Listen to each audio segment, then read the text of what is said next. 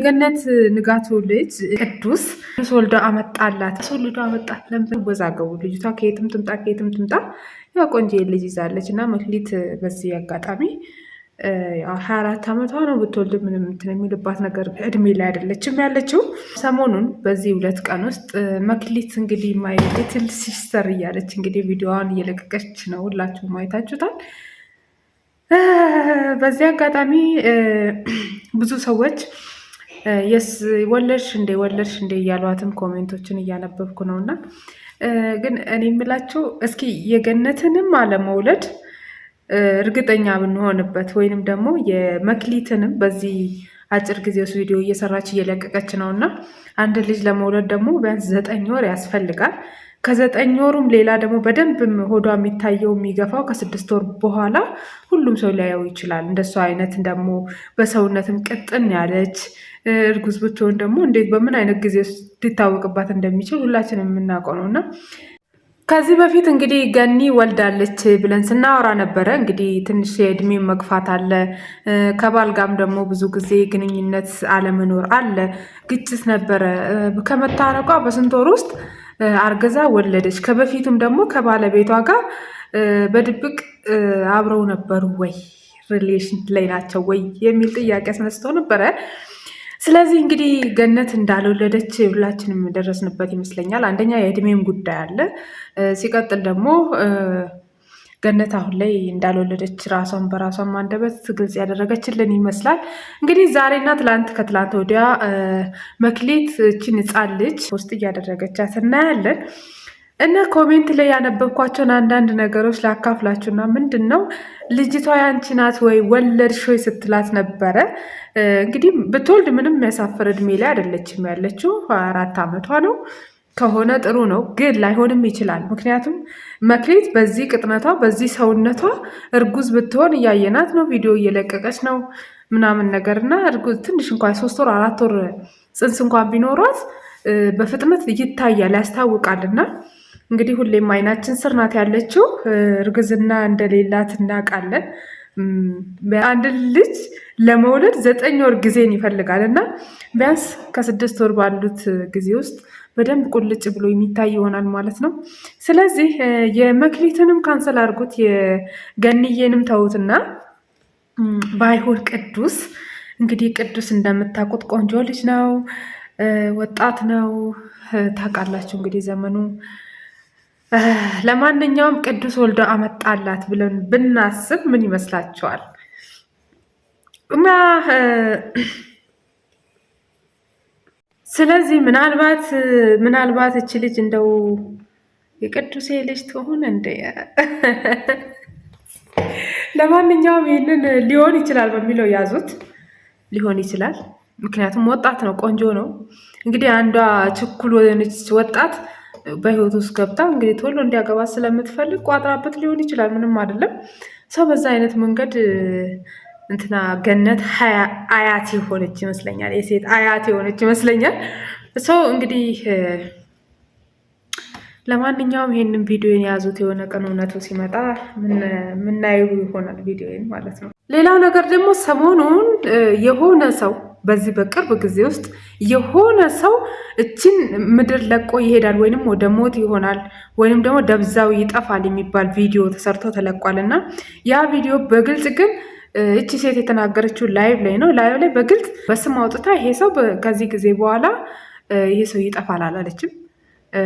እስከ 4 ወር በዚህ 4 ወር ጊዜ ውስጥ የሆነ ሰው በቃ ደብዛውን እናጠዋለን ምናምን ነው፣ የመድረክ ተሳታፊ ነው ምናምን ብላለች። እና ይህንን ስላለች አብዛኛው ሰው ደግሞ አዶናይ እያሉ ነው። እና እናንተ ባይሆን አይምሯችሁ ውስጥ ያለው አዶናይ ብቻ ሊሆን ይችላል። ኢትዮጵያ ውስጥ ግን ብዙ መድረክ ላይ የሚሳተፉ የመድረክ ስራ የሚሰሩ ብዙ የምናውቃቸው ብዙ ትልቅ እውቅና ያላቸው ብዙ ኢትዮጵያኖች ስላሉ በግምት ብቻ አዶናይ ነው ብለን አዶናይ ላይ መደምደም አንችልም። ሁሉም ደግሞ ትንቢት የሚናገሩ ሰዎች ሁሉም ተሳክተውላቸው እውነት ሆኖላቸው ትንቢታቸው ትክክል ነው ማለትም አይቻልም ማለት ነው። ስለዚህ ብዙ ጊዜ ስህተቶች ይኖራሉ። አንዳንድ ሰው ቪዲዮ ይሰራል፣ ለማውራትም ቅርብ የሚሆን ሰው አለና ስለዚህ አዶናይ በዚህ 4 ወር ውስጥ ወይ በህይወት ተሰናብተው ይሄዳል፣ ወይ ደግሞ ደብዛው ጠፍተው የት እንደሚኖር በቃ ደብዛው ይጠፋል፣ መሞቱ ሳይታወቅ ደብዛው ይጠፋል የሚል ወሬ እየተናፈሰ ይገኛል። ግን በግልጽ አዶናይ ነው የሚለውን ንግግር እሷ ከአንደበቷ የወጣ ነገር የለም። ብቻ የምናውቀው ሰው መድረክ ተሳታፊ የሆነ ሰው ይችን ከፊታችን እንደሚጠፋ ሞቶ ይሁን በህይወት ይሁን ብቻ ከፊታችን እንደሚጠፋ ትንቢቱን አጋርታናለች ማለት ነው። ስለዚህ አብዛኞቻችሁ አዶናይ ነው ስትሉ ለነበራችሁ በእርግጠኝነት አዶናይም ላይሆን ይችላል። ለማንኛውም ጸሎት አድርጉለት ስለምትወዱት። ሌላው ነገር ደግሞ አንዲት እህት በየመን መንገድ ላይ ታግታ ተደፍራ በሁለት ወንዶች ወይም በሁለት ሽፍታዎች ተደፍራ እንደተገደለች እየተወራ ነበረ። አሁን ደግሞ በህይወት አለች እየተባለ ነው። በህይወት ካለች ደግሞ እሷን የተቀበለው ደላላው ተጠይቆ ደላላው ደግሞ ለየትኛው ማን ነው ከመንገድ ወደ መንገድ ተቀባብለው የሚያሻግሯትስ ማን ናቸው? እነዛ ሰዎች እኮ ተደዋውለው እሷ ልጅ የት እንዳለች እንዲታወቅ ማድረግ ይችላል። ይህንም ማድረግ የሚችለው ሰው ማን ነው? ደላላውን ደግሞ የሚጠይቀው ማን ነው? እሷን አገናኝቶ የላካት ሰው እችን ልጅ ያለችበትን ቦታ ማወቅ ይችላል።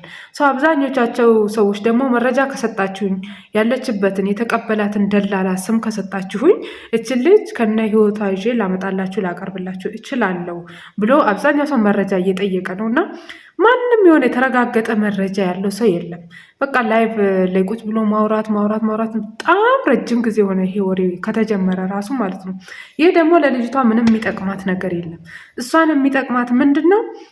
ደላላ ተብዬው እሷን የተቀበለ ሰው እንዲጠየቅ ይሆናል። እሱ ከተጠየቀ ደግሞ ለማን ነው ያስረከባት? ያ የተረከበው ሰው ደግሞ ይጠየቃል። እሱ እጅም ከሆነ በህይወትም ካለች ከጠፋችም ወይንም ደግሞ ከሱ ደግሞ ሽፍታ ከሆነ የተቀበላት እንደዚህ አይነት ቦታ ላይ ሽፍታ ወስዷታል ብሎ ወጥቶ ይናገራል። በዚህ ሁኔታ መረጃ ሊገኝ ይችላል። በህይወት ካለች ያለችበት ቦታ ይደረስበታል። ከሌለች ደግሞ እሱም ደግሞ አንድ እንትን ማለት ነው ተስፋ መቁረጥ። ሰውን በተስፋ መጠበቅ እኮ ራሱ ከባድ ነው እና ሞታም ከሆነ ቤተሰብ እንዲያውቅ እንዲረዳ ይሆናል ማለት ነው።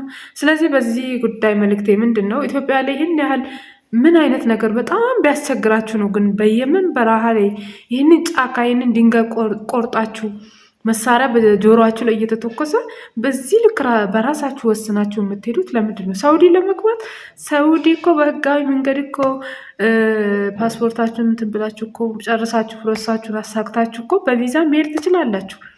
ያው ነው። በሰው ቤትም ሄዳችሁ በውጭም ሄዳችሁ ያው ነው። የሰው ሀገር የሰው ነው እና ለተወሰነ ጊዜ መስዋዕት ብትከፍሉ ነው 2 ዓመት በሰው ቤት ብትሰሩ ከዛ በኋላ ነፃ የምትሆኑበትን መንገድ ማመቻቸት ይቻላል።